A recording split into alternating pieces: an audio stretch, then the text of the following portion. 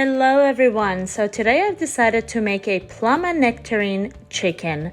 I have my chicken breast, a nectarine, 2 plums.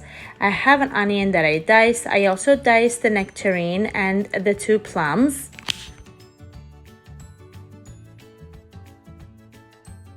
I diced my chicken breast.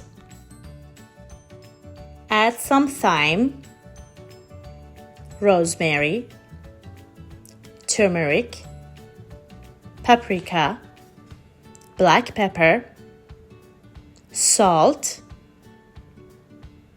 and some olive oil. Then I saute my onions in some oil and add the chicken breast and the fruits to it.